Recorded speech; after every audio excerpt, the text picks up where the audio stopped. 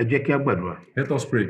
Bàbá wa àtọlọ́run a dúpẹ́ lọ́wọ́ yín ní àṣálẹ́. Our Father and our God, we thank you tonight. A fi gbogbo ògo forúkọ yín o. We give you all the glory. A yìn ọ́ lógo dúpẹ́ Ọlọ́run lẹ́ ó máa jẹ́. We bless you because you continue to be God. Ẹ gbọ́ pẹ́ kẹgbẹ́ wọn lórúkọ Jésù. Accept our thanks in Jesus' name. A dúpẹ́ fún àwọn iṣẹ́ ìyanu tẹ́ ń ṣe láàrin wa. We thank you for the wonders you have been doing in A our midst. dúpẹ́ fún àwọn iṣẹ́ agbára tẹ́ ń ṣe láàrin wa. We thank you for the powerful works you have been A doing. mú ọpẹ́ amúyìnwá lónìí Olódùmarè. We bring our thanks and glory to you Ẹ now gbọ́ pẹ́ today. kẹgbẹ́ wọn lórúkọ Jésù. Accept our thanks in Jesus' name. À ń tẹ̀síwájú ní àṣálẹ́. We are continuing tonight. Ọlọ́run Bàbá, God the Father, Ọlọ́run Ọmọ, God the Son, Ọlọ́run Ẹ̀mí Mímọ́. God the Holy Wá Spirit. gba gbogbo lórúkọ Take Jésù. total control. Wá tàn mọ́lẹ̀ sí prógámù àṣálẹ́. Please shine your light into tonight's program. Ẹ jẹ́ kí ìmọ́lẹ̀ yìí kó káàkiri. Let your light shine around. Ògo ni fọ́lọ́run lókè ọ̀run. Glory to your name in highest. Gbogbo ògo àtọ́lọ́lá dá padà sọ́dọ̀ yín. All glory and honor will return back to Torí pé you. agbára yín ti sọ̀kalẹ̀. Because your power has descended in Ògo us. ni fọ́lọ́run lókè ọ̀run. Glory to your name in highest. Jésù Olúwa wa. In Jesus' name we pray. Children of God tonight, Ẹ̀yin ọmọ Ọlọ́run ní àṣálẹ̀. shall we begin to appreciate God? Ẹ jẹ́ ká bẹ̀rẹ̀ sí ní mọ rírì Olúwa. Shall we begin to exalt His holy name? Ẹ jẹ́ ká bẹ̀rẹ̀ sí ní gbé orúkọ rẹ̀ ga. Let us begin to thank Him for what He has done. Ẹ jẹ́ ká dúpẹ́ lọ́wọ́ rẹ̀ fún ohun tí ó ti ń ṣe fún wa. Give Him honor. Ẹ fi ọlá fún un. Give Him all adoration. Ẹ fi gbogbo ògo àti ìyìn fún un. Tell Him that there's no one like Him. Ẹ sọ pé kò sí ẹlòmíì bí rẹ̀. He changed not. Kò yí padà. The Bible says it is the same yesterday, tomorrow Bíbélì and sọ fún wa forever. pé ọ̀kan ni lánàá lórí àti títí ayé. Thank you, Father. Ó ṣé bàbá. In Jesus' name we worship. Ní orúkọ Jésù ni a jọ́sìn. Let us sing to this worship song. Ẹ jẹ́ ká kọ orin ìjọsìn yìí. He has done great things. He has done great things. He has done great things. Bless His holy name. He has done great things. He has done great things. He has done great things. He has done great things. Hallelujah. He has done great things. Bless His holy name. Jesus must be honored, must be honored, must be honored. Jesus must be honored in our life every day. Hallelujah. Jesus must be honored, must be honored, must be honored. Hallelujah. Jesus must be honored in our life every day. Hallelujah. Jesus must be honored, must be honored, must be honored. Hallelujah. Christ must be honored in my life every day. I have confidence in you. Yes. Jesus, I have confidence in you. Anytime, any day, I have confidence in you. Jehovah, Olúwa, I have confidence in you. Ọba àwọn ọba. Jesus, I have confidence in you. Anytime, any day, I have confidence in you. Jehovah. In Jesus' name we worship. Ní orúkọ Jésù ni a yìn. Amen. Gbogbo èèyàn tó ní ọ̀rọ̀ fẹ́ láti gbóhùn mi ní àṣálẹ́. Everyone that have the grace to hear my voice tonight, Ẹ jẹ́ ká hallelujah sọ́ba àwọn ọba. let us shout hallelujah to the King of Kings, Olúwa àwọn olúwa wa. the Lord of Want Lords. to go. Hallelujah, hallelujah, hallelujah, hallelujah, hallelujah, hallelujah, hallelujah. ẹ̀yin ọmọ Ọlọ́run children of God, pẹ̀lú gbogbo nǹkan tó ń ṣẹlẹ̀ ní àyíká àti agbègbè wa with all what is happening around us, àti ní orílẹ̀-èdè yìí and particularly in this nation, Ọlọ́run pa èmi àti ẹ mọ́. God has kept you and I. Mo ní ògo ni forúkọ rẹ̀ lókè ọ̀run. I say glory to his name in highest. Mo ní Hallelujah. ògo ni forúkọ rẹ̀ lókè ọ̀run. Glory to his name in the highest. Hallelujah. Ní àṣálẹ́ yìí Tonight, ibi tí a ń lọ kò jìnnà where we are going is not far, ṣùgbọ́n ibi tí a máa yà sí ló pọ̀. but our branches where we are going to have stopovers, we have a lot of A stopovers. dúpẹ́ lọ́wọ́ Ọlọ́run fún prógrámù ìparí ọdún tó ń lọ lọ́wọ́lọ́wọ́ báyìí We thank God for the end of the year program that is going on right now, tí a ń pe àkọlé rẹ̀ ní which is tagged, ẹ ò ní lọ lọ́wọ́ òfìfo. You Shall Not Go Empty-Handed. A ti bẹ̀rẹ̀ láti ọjọ́ Friday tí ó kọjá. We started last week Friday. Àdúrà mi ní fún ẹnìkan tó bá lè rí àmì ṣe. My prayer for someone who can say amen. Bí ọdún tí ń lọ sí òpin, As this year is running to an èmi end, àti òní lọ lọ́wọ́ òfìfo lórúkọ you Jésù. and I will not go empty-handed in Jesus' name. Èmi àti àní lọ lọ́wọ́ òfìfo lórúkọ Jésù. I say you and I will not go empty-handed in Jesus' name. Amen. A ó rí ìyanu, àṣeyọrí àti ẹ̀rí gbámú ní orúkọ Jésù. We are going to experience wonders, testimony, and success in the name of Jesus. Amen. Ẹ má gbàgbé program tí à ń sọ̀rọ̀ yìí. Do not forget the program we are talking about. Ó ti bẹ̀rẹ̀ láti 27 November. It's commenced on the 27th of November. Bí a ṣe máa parí ẹ̀ títí di ìparí ọdún nìyẹn. And we are going to continue that till the end of the year, till 31st of this year, December. Láti àkókò yìí lọ, From this moment, orí afẹ́fẹ́ lẹ máa ti máa gbọ́ wa. you'll be hearing us online, on air. Mo gbàgbọ́ wípé ọ̀pọ̀lọpọ̀ wa ti rí flyers I believe many of us have seen our flyers tí a tẹ̀jáde fún program yìí. that we printed for this program. Ẹ já kúkú sọ fún wa Let me review bí program yìí á ṣe lọ. how the program is going to be. Láti on 27 of November From 27th of November títí 2020 di 27 of December 2020. till 27th December 2020, A ó máa gbọ́ program yìí lórí afẹ́fẹ́ we will hear the program on air láti òní yìí lọ ní From today. Tuesday àti Friday from today and Tuesdays and Fridays tó wá di 28 December 2020. on the 28th of December 2020. Program yìí á pààrọwọ́. The program will change hands. Gbogbo wa máa wà papọ̀ ní orí òkè wa ní ìjọ wa We all will converge at the church premises ní K2 my 12 at Mile 12 pẹ̀lú ìmọ̀ ṣọ̀kan with one heart ká jíjọ gbàdúrà papọ̀ and pray together in unison ká wà pẹ̀lú Ọlọ́run nínú ẹ̀mí. and be together in presence of God, Ẹ̀yin ọmọ Ọlọ́run, children of God. orí òkè lẹ jẹ́ ká wà lọ́dún yìí We are supposed to go to the mountain this bí a year ṣe máa ń ṣe lọ́dọọdún. as we do usually Ṣùgbọ́n nítorí gbogbo nǹkan tó ń ṣẹlẹ̀ láyìíká àti agbègbè wa because of what is happening in our surroundings àti ní ìlú wa ní àkókò yìí, and our nation at this moment. a ò ní lè lọ. We will not attend the mountain. A nílò láti kíyèsára ní àkókò yìí. We need to be very watchful at this moment. Bíbélì wípé The Bible àwọn says, òkùnkùn gbọ́n nínú ìran wọn. darkness are wise in their kingdom. Nítorí dé èyí, For this reason, èmi àti ẹ gbọ́dọ̀ péjọpọ̀ sí orí òkè wa ní K2 my 12. you and I need to gather together in our church at Mile Ẹ gbọ́ 12. ẹ̀yin ọmọ Ọlọ́run, Listen, children of God. òwe lọ́dún yẹn pa fún gbogbo wa. This year is speaking to us in parables. Has spoken. Ló pa fún gbogbo ènìyàn. The year has spoken in parables to O ò everyone. nílò wòlíì láti sọ fún ẹ You need no prophet to tell you that bí ọdún tó ń bọ̀ 2021 ṣe máa rí. how 2021 is going to be. Gbọ́ Listen, ikú tó ń pojú gbà ẹni, the death that is killing one's neighbor, òwe ní ń pa fún ni. it's only talking to you in parables. Ẹ wá jẹ́ ká péjọpọ̀ lábẹ́ àsíá kan. Come, let us gather together under one banner Kémi àti ẹ lè ké pe Ọlọ́run Ísírẹ́lì so that you and I can call on the God of Israel kí Ọlọ́run lè ṣe ọ̀run pátápátá fún wa. so that he can open heaven totally for us. Ní báyìí ẹ̀yin ọmọ Ọlọ́run, Right now, children of a God, fẹ́ lọ sí prógráàmù náà báyìí. we want to enter into the program Má now. ṣe gbàgbé wípé Do not forget àkọlé tí à ń bá lọ, the topic we are treating.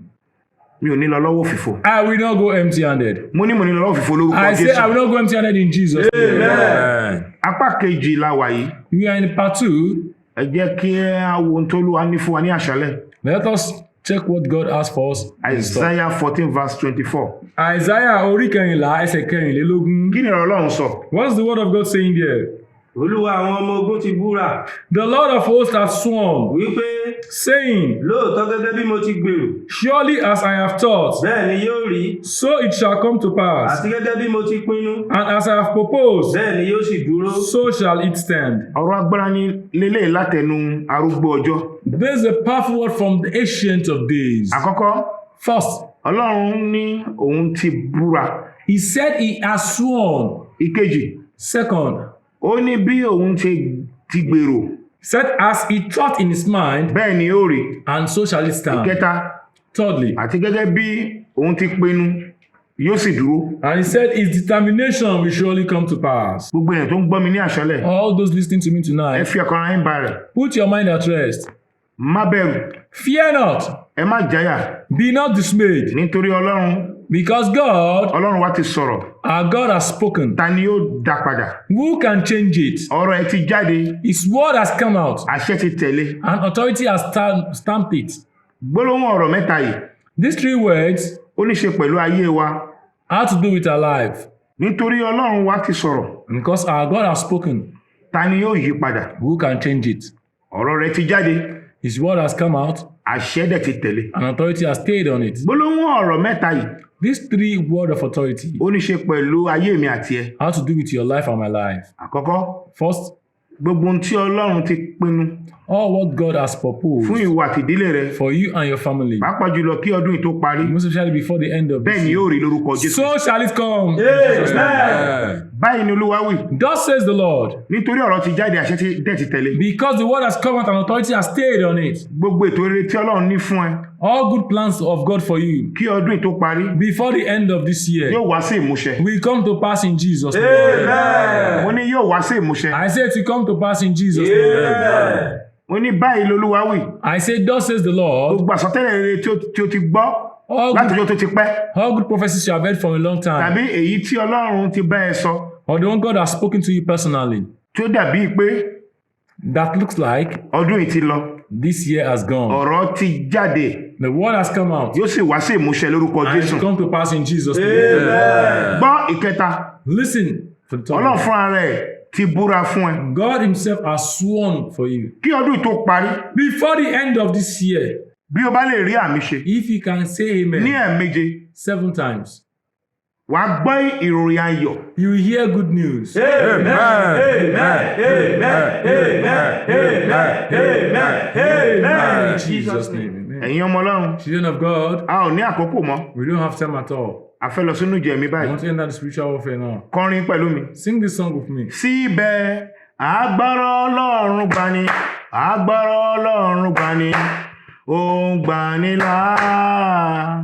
Síbẹ̀ agbára Ọlọ́run gbani, agbára Ọlọ́run gbani, ó ń gbani là. Síbẹ̀ Síbẹ̀, agbára Ọlọ́run gbani, agbára Ọlọ́run gbani, ó ń gbani là. Síbẹ̀, agbára Ọlọ́run gbani, agbára Ọlọ́run gbani, ó ń gbani là. Mo ní síbẹ̀ agbára Ọlọ́run gbani, agbára Ọlọ́run gbani, ó gbani là. Síbẹ̀ agbára Ọlọ́run gbani, agbára Ọlọ́run gbani, ó ń gbani là. Síbẹ̀ Agbára Ọlọ́run gbani, sọ̀rọ̀ jáde. agbára Ọlọ́run gbani, ó ń gbani là. Síbẹ̀ agbára Ọlọ́run gbani, agbára Ọlọ́run gbani, ó ń gbani là. pariwo lóhùn rárá. Shout a loud voice. Gbé ọwọ́ ọ̀tún rẹ sókè. Raise up your right hand Dojú kọ àwọn agbára tó wà ní ọ̀run kejì. and face the powers in the second Pàṣẹ heaven. pé kí wọ́n la iná sọnù. Command them to catch fire. Àdúrà. Lórúkọ Jésù.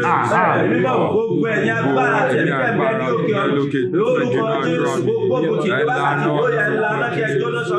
Jésù Olúwa wa. In Jesus' name we pray. Dojú kọ àwọn agbára tí a ti yàn tiẹ̀ Face the powers that have been assigned to nínú you ìjọba òkùnkùn. in the kingdom of darkness. Pàṣẹ pé kí wọ́n la iná sọnù. Command them to catch fire. Àdúrà. Lórúkọ Jésù. Gbogbo ẹ̀yin agbára tẹ̀lé tí a ti yàn tì mí. Nínú ìjọba òjọ̀bọ̀ fún wákàtí lórúkọ Jésù. Ó yẹ ìlànà sọnù. Ẹ̀gbin lọ́sọnù. Ẹ̀jọ́ lọ́sọnù. Jésù Olúwa wa. In Jesus' name we pray. Pariwo lóhùn rárá. Shout a loud voice. Olúwa kí n tó lọ ní àṣálẹ̀. Lord, before I leave tonight, Mo fẹ́ rí ọwọ́ títóbi agbára I yín. want to experience your mighty hand. Àdúrà. Lórúkọ Jésù. Mímọ́, Olúwa kí n tó lọ ní àṣálẹ̀, mo fẹ́ rí títóbi ọwọ́ agbára yín. Olúwa, mo fẹ́ rí títóbi ọwọ́ agbára náà yín. Lórúkọ Jésù, mo fẹ́ rí títóbi ọwọ́ agbára Jésù Olúwa wa. náà yín. Jesus name we pray. Sọ Amen. fún Olúwa. Tell God, Olúwa nínú pàdé yìí. oh Lord, in this Mú gathering, mi pàdé áńgẹ́lì ìrànlọ́wọ́ mi kí n tó lọ. meet with my angel of helper. Àdúrà. Lórúkọ Jésù. Mímọ́, Olúwa nínú ìpàdé yìí, Olúwa mú mi pàdé áńgẹ́lì olùrànlọ́wọ́ mi kí n tó lọ. Bàálí Olúwa mú mi pàdé áńgẹ́lì olùrànlọ́wọ́ mi kí n tó lọ. Yes. Olúwa mú mi pàdé áńgẹ́lì olùrànlọ́wọ́ mi kí n Jésù tó lọ. Olúwa wa. In Jesus' name we pray. Amen. Nínú ìwé Esther 2 verse 16 to In the 17. book of Esther, chapter 2, verse 16 to 17, Olúwa, oh Lord, tí o bá lè fún Ẹ́sẹ̀ ní ojú rere níwájú ọba, if Esther can find favor in the sight of the king ẹrú lásán, and mere slave, tó bá lè di ayaba, if a mere slave can become a queen, Olúwa, oh Lord, kí ọdún tó parí, before the end of this year, ẹ fi ojú rere fún èmi àti ìdílé mi. give me and my family favor. Ẹ jẹ́ ká rí ojú rere gbà lọ́dọ̀ yín. Let us find your favor, oh Lord. Àdúrà. Pray. Lórúkọ Jésù. Mímọ́, Aha. bí Ẹ́sítérì bá lè rí àánú gbà àti ojú rere lọ́dọ̀ ọba, ẹrú lásán tó di ọ̀yàbá, olúwa kí ọdún yìí tó parí, olúwa jẹ́ kí mi àti ìdílé bàbá ojú rere pàdé. Ìjọ fojú rere pàdé kọ́dún tó parí. Jésù Olúwa wa. In Jesus' name we pray. Amen. Níbikíbi tí o bá ti ń gbọ́hùn mi ní àṣẹ. Wherever you are hearing my voice Sọ tonight, gbólóhùn àṣẹ ọ̀rọ̀ yìí say this prophetic pẹ̀lú word ìgbàgbọ́. with faith. Olúwa, Oh Lord, nípa owó agbára àánú rẹ, by the power of your mighty favor, fi ààyè gba ìyanu rẹ nínú ayé mi àti ìdílé mi. allow your wonders in my family Kí ọdún tó parí. before the end of this year. Àdúrà. Rẹ́líà bàràbàkàbàrà. Ọwọ́ agbára náà rẹ̀, Olúwa fa ìgbà ìyanu rẹ̀ nínú ayé àti ìdílé mi. Yes. Lórúkọ Jésù. Yes. Olúwa fa ìgbà ìyanu rẹ̀ nínú Jésù ayé àti Olúwa wa. In Jesus' name we pray. Amen. Gbogbo ìdílé tó ń gbọ́ mi lọ́wọ́lọ́wọ́ báyìí. Every household hearing me right now, Sáré gbógun ti agbára àìsàn nínú ìdílé rẹ. please wage war against the power of sickness in your Gbogbo family. ìjọba àìsàn nínú ìdílé rẹ. Every kingdom of sickness in my Ní family. orúkọ Jésù. In the name of Ti Jesus. pẹ́ jù níbi tó wà yẹn. You have tarried long where you are. Listen, Ọ̀rọ̀ ti jáde. the word have come out. O ò ní dúró. You cannot stay. Jáde kúrò níbi tó wà yẹn. Come out from where you are hiding. Jáde kúrò nínú ilé. Come out from my family. Lánàá padà. Catch fire. Àdúrà. Olúwa gbogbo ìjọba àìsàn ní ìdílé mi. O ti pẹ́ jù. Ó ní dúró. Ó ní gbọ́ mi, ó lè Àrí gbọ́. pàmò jáde. Jáde. Lánàá jáde. We pray. Ẹ̀yin ọmọ Ọlọ́run, Children of God, mo fẹ́ kẹ́ gbá áńgẹ́lì ìbùkún mú pẹ̀lú ìgbàgbọ́. I want to hold that angel of blessing with faith. Ẹ máa wo nínú ìgbàgbọ́ pé ẹ ń rí áńgẹ́lì ìbùkún báyìí níwájú yín. I want to view spiritually and view with faith that you are seeing that angel of Kẹ́dẹ̀ blessing gbámú. and hold on to him like Jacob did. Ẹ pariwo áńgẹ́lì ìbùkún lẹ́ẹ̀méje. Shout my angel of blessing 7 times. Ọdún yìí ò gbọ́dọ̀ lọ This year must not pass me by láì bùkún mi. without you blessing me. O ṣe sọ gbólóhùn ìgbàgbọ́. Why don't you say this word of faith? Àdúrà! Wọ́n ní jẹ́ ọ̀la. Áńgẹ́lì ìbùkún mi, áńgẹ́lì ìbùkún, áńgẹ́lì ìbùkún, áńgẹ́lì ìbùkún, áńgẹ́lì ìbùkún, áńgẹ́lì ìbùkún. Mi ò ní jẹ́ ìbùkún. Áńgẹ́lì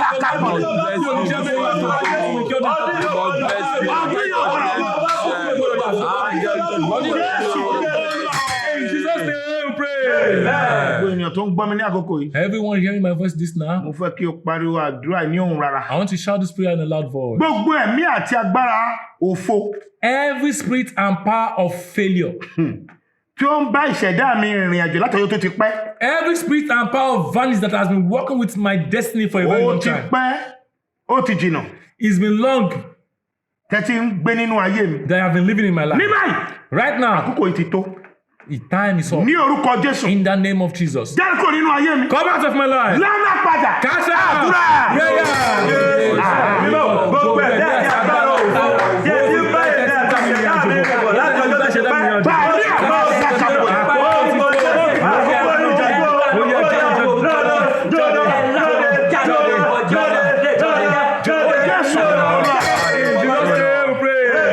Gbọ́ tún bá wà nínú ẹ̀mí ní àṣẹ. àṣálẹ̀. Listen if you are in spirit tonight. Fẹ́ kí o sọ gbólóhùn àṣẹ ọ̀rọ̀ yìí sínú ayé I rẹ̀. want to say this word of authority into your life. Olúwa, Oh Lord, ọwọ́ agbára tó fi darí Jákọ́bù. that mighty hand that used to direct Jacob, Ó lọ́wọ́ agbára kan tó lọ́ fi darí Jákọ́bù. there is a powerful hand that God used in Lọ síbi directing tí Jacob áńgẹ́lì ìbùkún rẹ̀ to wà. where his angel of blessing is located. Ibẹ̀ yẹn ló ti bọ́lọ̀ ń pàdé. That was where he met God. Ibẹ̀ láyé ti yí padà. That's where his life Wọ́n turned ti sọ fún around. mi pé kí lorúkọ rẹ̀. That's where they asked him, what was your name? Ẹ̀yin ọmọ Ọlọ́run. Children of Mo God. fẹ́ kẹ́ wà nínú ẹ̀mí. I want to be in spirit Bí right ẹ now. ṣe níbikíbi tẹ́ bá ti ń gbọ́ mi. Wherever you are listening to me right now. Olúwa, Oh Lord, ọwọ́ agbára tó fi darí Jákọ́bù that mighty hand that used to direct Jacob lọ síbi tí áńgẹ́lì ìbùkún rẹ̀ wà. to where his angel of blessing is. Olúwa, Oh Lord, èmi Samson, I Oyewole, mo ti ṣetán. I am ready. Ẹ darí mi síbi tí áńgẹ́lì ìbùkún Direct mi me to wà. where my angel of blessing is. Bẹ́ẹ̀ni, So shall it be. àdúrà. Mímọ́, Olúwa, ọwọ́ àdúrà tó fi darí Jacob to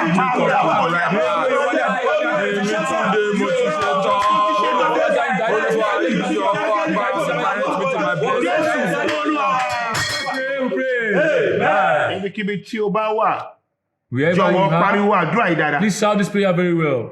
Mo fẹ́ kí o dojú kọ I want you to face iṣẹ́ ayé kan lọ́wọ́lọ́wọ́ báyìí. one evil work right now. Iṣẹ́ ayé burúkú ni. A very bad evil Ẹni tó work. bá ní tí kò gbọ́ He tẹ̀lé. that have ears, let him hear what the Spirit of God Ta ni says. alágbára òkùnkùn Who is that power of darkness tí ó ń pàtẹ ikú àìtọ́jọ́, that is shading untimely death, tó ń pàtẹ ikú òjijì? that is marketing sudden death Hey, sẹ́nu ọ̀nà ilé mi, in my doorposts? àṣírí ẹ̀ ti tú. Your secret has been exposed. Ohun tí a kọ ní pé It is written, ohun tí mo bá béèrè whatever I ask létí Olúwa in the presence of God, lolúwa yóò ṣe. so he shall do for me. Nítorí dé, For this reason, gbìnà catch fire. àdúrà.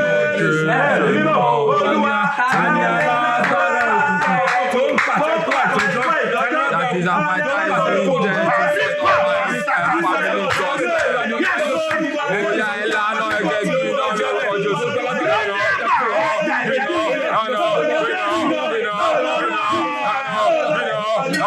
In Jesus' name we pray.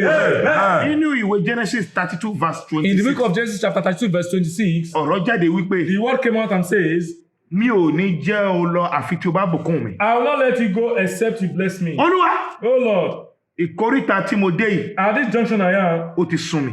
I am tired. Jọ̀wọ́ nínú ẹ̀mí, Be in spirit. kọrin pẹ̀lú mi. Sing this song with me. Ẹ tún lè ṣe o, Baba, jù bẹ́ẹ̀ lọ. oh yeah. Lẹ́ẹ̀kan sí i, ẹ tún lè ṣe bàbá. Ẹ tún lè ṣe o. Ẹ tún lè ṣe o. Bẹ́ẹ̀ lọ lẹ́ẹ̀kan sí i.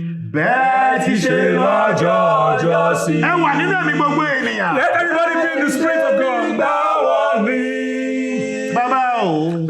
As you have done in time past, Lẹ́bí àmàkà. as you have done in the old. Oh yes, Lord. You can do it again. Ẹ tún lè ṣe o. You can do more than that. Lẹ́ẹ̀kan sí i. Wà á pariwo lọ́wọ́ You Olúwa. are going to shout the loud voice, say, oh Lord, Ìtàn mi gbọ́dọ̀ yí padà kí ọdún yìí tó parí. my story must change before the end of this year. My story must change before the end of this year. My story will change by fire.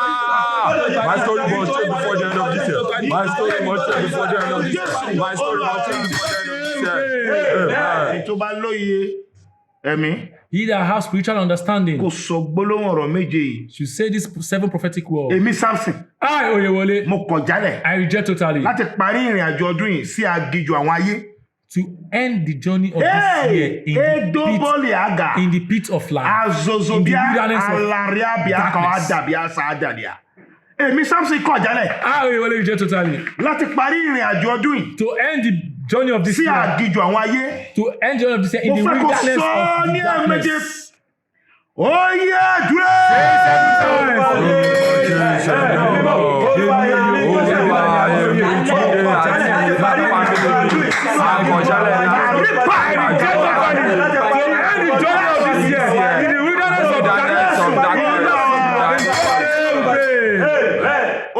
Oh Lord, yàrá ìṣelógo mi. My room of glorification. Ẹni tó bá ní etí kó gbọ́n tẹ́mi sọ. He that have ears, let him Kí hear the gbogbo Spirit èèyàn wà nínú say. ẹ̀mí o. Let everybody be in Láti lè spirit gba àdúrà. to pray this prayer. Olúwa, Oh Lord, nínú yàrá ìṣelógo mi. in the room where my glory is, Tí àjẹ́ ìdílé mi ò gbà mí láàyè láti wọnú ẹ̀. that my household witchcraft did not allow me to Hey! enter into it. Olúwa, Oh Lord, gbogbo agbára tí ẹ fi ń jẹ́ Ọlọ́run. all the power that makes you God, Ẹ gbé mi wọnú ẹ̀ báyìí. put me inside that room now. Olúwa ní yàrá ìṣelógo mi, tí àjẹ́ ìdílé mi ò jẹ́ kí n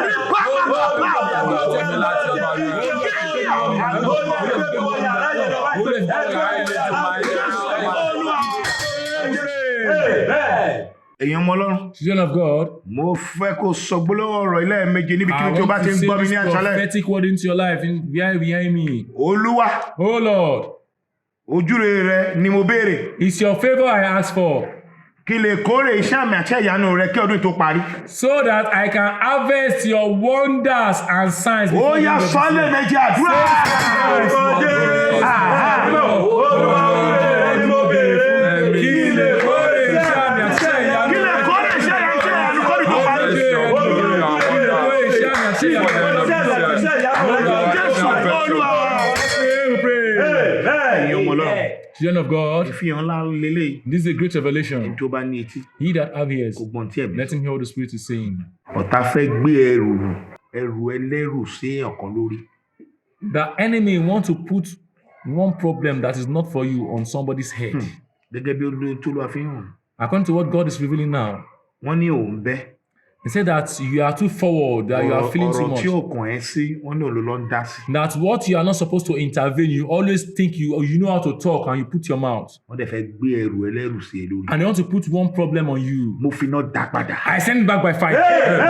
Ó lè ṣá, mo fi iná dá padà. I send it back by fire. Gbé ọwọ́ méjì sórí ẹ̀ báyìí. Put your two hands on your head Kò dẹ̀ sọ gbólóhùn ọ̀rọ̀ 21 times. and say this word 21 times.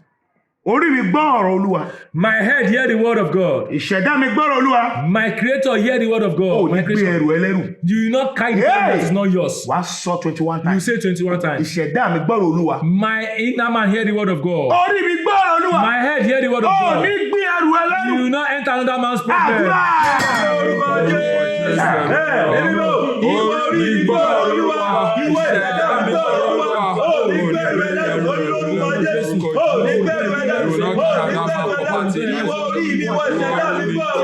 Jésù Olúwa wa. Mo fẹ́ kó sọ̀rọ̀ yìí jáde pẹ̀lú ìgbàgbọ́ nínú rẹ. I want to say this word out with faith from you. Olúwa, Oh Lord, mi ò lè dúró di January 2021. I can't wait till January 20. Àbí wọ́n ni màá dúró. Or you want to wait? Mú mi pàdé áńgẹ́lì ìrànlọ́wọ́ mi kí ọdún tó parí. Hand me over to the angel, my angel of helper before the end of the year. Bẹ́ẹ̀ni, Olúwa mú mi pàdé áńgẹ́lì ìrànlọ́wọ́ mi kí ọdún tó parí. Oh Lord, let me meet my angel of Mi ò lè helper before the dúró end di of this January. year. I cannot wait till January. In fact, mo lè dúró di January 1st. I cannot even wait till January 4th. Kọ́dún tó parí. Before the end of this year. Ẹ ṣe yẹn tẹ́nikẹ́ni ò lè ṣe. Oh Lord, do wonders that nobody can do. I can't wait till January 1st, 2021. Olúwa, meet me. Let me meet my divine helper before this year runs out. Olúwa, let me meet my divine helper before this year runs out. Olúwa, Oh Lord, ọ̀rọ̀ ẹ wípé your word says, ìwọ ló ní ọkàn ọba àti ìjòyè. and the heart of the king and the chief belongs to Olúwa. you. Oh Lord, Ẹ yí gbogbo ọkàn àwọn olóore mi, olùrànlọ́wọ́ mi padà sí mi. change all the heart of my helper and benefactor to me. Tó ti gbàgbé mi. All the heart of my benefactor that Ẹ have yí been ọkàn wọn forgotten me. padà. Turn their heart Bó back ṣe to fún me. Mọ́dékáì. As you have done to Mordecai. Níwájú ọba. In the presence of king. Àdúrà. Prayer. Orí pàtó.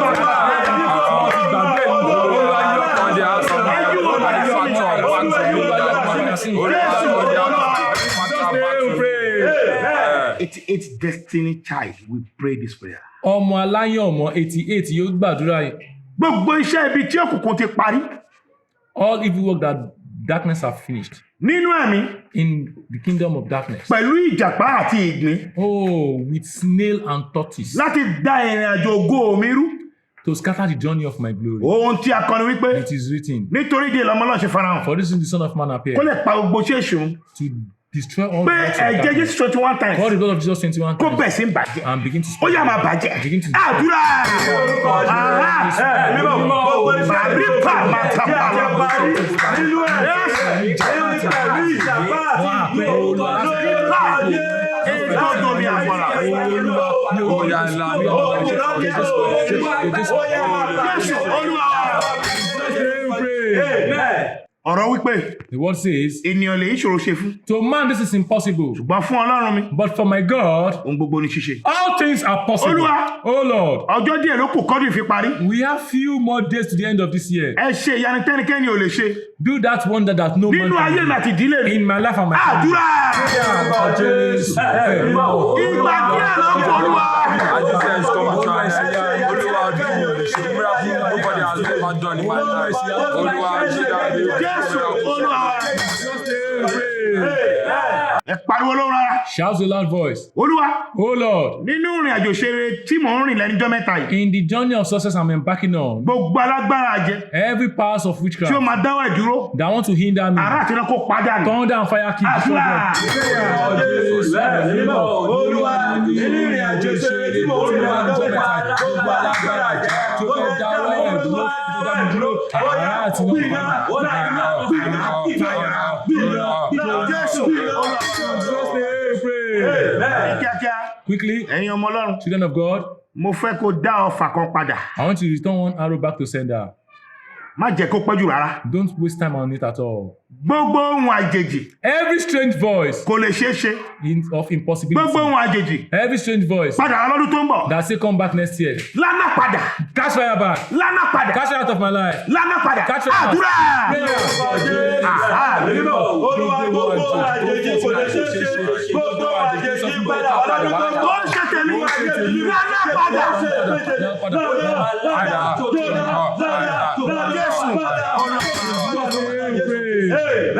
ọmọ kan la gbọ́ We heard one child, 100 level ni ọmọ yẹn wà ní we university heard about one child is in 100 level in the university. 3 bullet lọ bá níbi tó jókòó sí Stray bullets went to meet him where he was seated ó kú lẹ́sẹ̀kẹsẹ̀ and died immediately. màmá rẹ̀ gbọ́ ìròyìn ìbànújẹ́ yìí The mother heard this sad news. òun náà kú lẹ́sẹ̀kẹsẹ̀ She died immediately. ẹ̀yin ọmọ Ọlọ́run Children of ẹ God, pariwo àdúrà shout this prayer. gbogbo ìròyìn ìbànújẹ́ Every evil news, bad tó ń news sáré bọ̀ sínú ìdílé mi that is running towards my family láti ibikíbi lọ́nà kan from any angle, any soul, ní orúkọ Jésù in the name of Jesus, dúró jẹ́ stand still. lánà padà Catch fire. àdúrà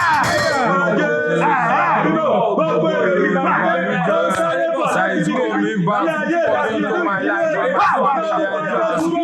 Oya dúró jẹ́ lánà padà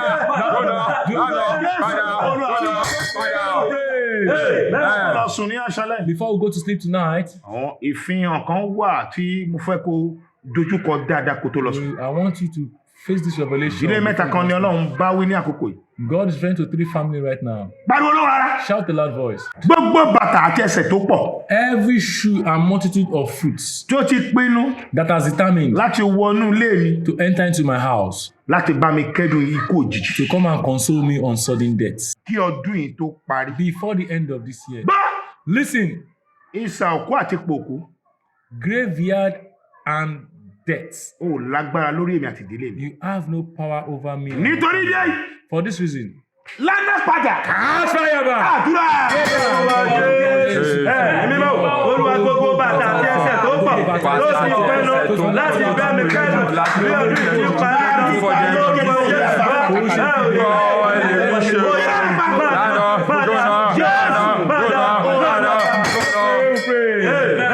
alágbádá iná aláwọ̀ tẹ́lẹ̀ oòrùn. Mighty one of Jacob that is clothed with garment of fire. ìwọ ni mo fi gbogbo ògo fún ní àṣálẹ̀. To you I give all glory tonight. ọ̀rẹ́ ti jáde àṣẹ ti Your tẹ̀lé. word has come out and authority has stayed mo on it. gbàdúrà I pray. ojú rere àti àánú mo béèrè Favor and mercy I seek nínú for ayé àwọn ènìyàn yìí. in the life of these people. ó yẹ ẹ lọ rí gbà. Go and receive it. ó ní bí ẹ̀yin bá ń lọ He said, if you shall go out, ẹ̀mí lọ lọ́wọ́ fìfún. you shall not go empty. mo pa láṣẹ I decree, kí ọdún yìí tó parí before àgbọ̀dún the ṣe ń end lọ of this year, as this year is running to an end, ò ní lọ lọ́wọ́ fìfún. you will not go empty handed. kò gbá ire mú. Stretch your two hands forward and grab Ọwọ́ the tó nà jáde yẹn. that hand that you stretch for. Agbára kò wọnú ẹ̀ lọ. Power of God enter into it. Ìyanu tó lérò. Wonders that you not expect Kọ́dún tó parí. before the end of this Kó year. wọnú ọwọ́ ẹ̀. Enter into your hand. Pé a ti kọ̀wé rẹ̀ náà. Because it is written Pé ọwọ́ yẹn ò ní lọ lọ́wọ́ fún. that your hand will not go empty handed. Mo pa láṣẹ. I decree Ọwọ́ tó gbámú yẹn. that hand that you are stretching Ò for, ní fi gbámọ̀ sí. you know it's to bury your child. Ò ní fi gbáya sí. You know it's to bury your wife. Ò ní fi gbọ́kọ̀ sí. You know it's to bury your husband. Ìyanu Wonders tí ò lérò. that you not expect. Ìbùkún Blessings tí kò tọ́ sí ẹ. that you not even know. Ó yẹ kó wọnú ọwọ́ ẹ̀ lọ́wọ́. Enter into your hand right now. Good news Tó máa mú kí ọ̀rọ̀ ẹ̀ kó ṣí pátápátá. that will make your heaven open totally. Ọ̀run kó ṣe fún ẹ kó tó wọlé Heaven then àṣálẹ́. turn to you. Wọnú ògolo kó wọnú Enter májèmú into your ọ̀rọ̀. enter into your testimony. Àdúrà ẹ̀ ti gbà. Your prayers are answered. Ògo ni fẹ́ràn lókè. Glory to the name of God in heaven. Jésù Olúwa wa. In Jesus' name we pray. A dúpẹ́ fún tọ́lọ̀ ṣe ní We àṣálẹ́. thank God for what He has done tonight. Ẹ̀yin mọ́lá ti fẹ́ lọ sùn náà. Children of God, we are about to go and Ẹ sleep. jọ̀wọ́. Please, Program tó ń lọ yìí. this program that is ongoing, Ẹ bá mi share. please share Ẹ it. jẹ́ káwọn èèyàn náà jà fún. Let other people benefit. A fẹ́ ṣe orí We ọ̀fẹ́. want to share the grace. A tún tẹ̀síwájú We are continuing ní ọjọ́ Tuesday on Tuesday lórí àkọ́lá tó ń sọ wípé on our topic that ó says, ní lọ lọ́wọ́ fún you will not go empty handed. àlàáfíà fún. Peace be unto you.